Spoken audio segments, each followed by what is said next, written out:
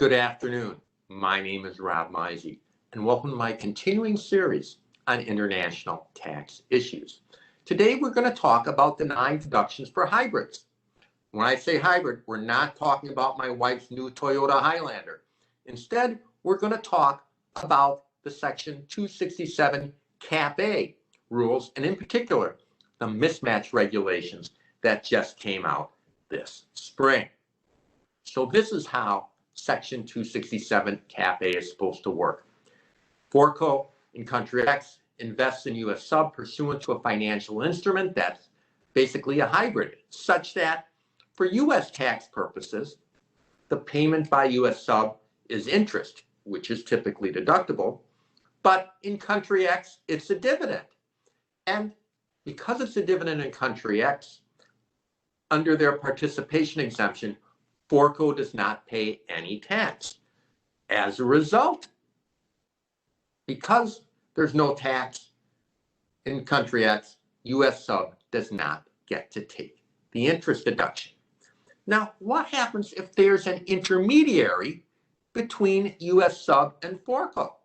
Say U.S. sub pays bona fide interest to For sub in country Y, where country Y taxes it as interest, but the hybrid instrument is between Forco in country X and For sub in Y, such that even though For sub gets an interest deduction, once again in country X, it's a dividend that is exempt from tax due to the participation exemption.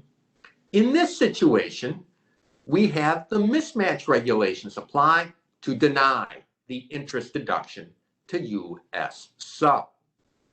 So, and more specifically, there are ordering rules such that a plan or scheme whose goal is to avoid or reduce U.S. tax will result in 267 Cap A applying to deny the interest deduction.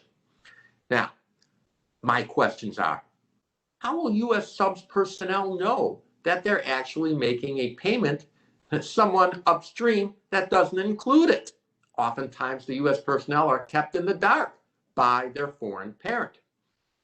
How will the IRS audit these things? They're going to have a hard time figuring these out. What do you need to know as a tax planner? First of all, you need a copy of the organizational chart. You're going to need this anyway to ensure that there's entitlement to treaty benefits. You're going to need to know the flow of payments of interest and royalties. This could also apply to royalties. You're going to need to see a copy of the financial instrument to see if there could possibly be a hybrid. And then you need to know what is the treatment in the various foreign countries. That's a lot of information.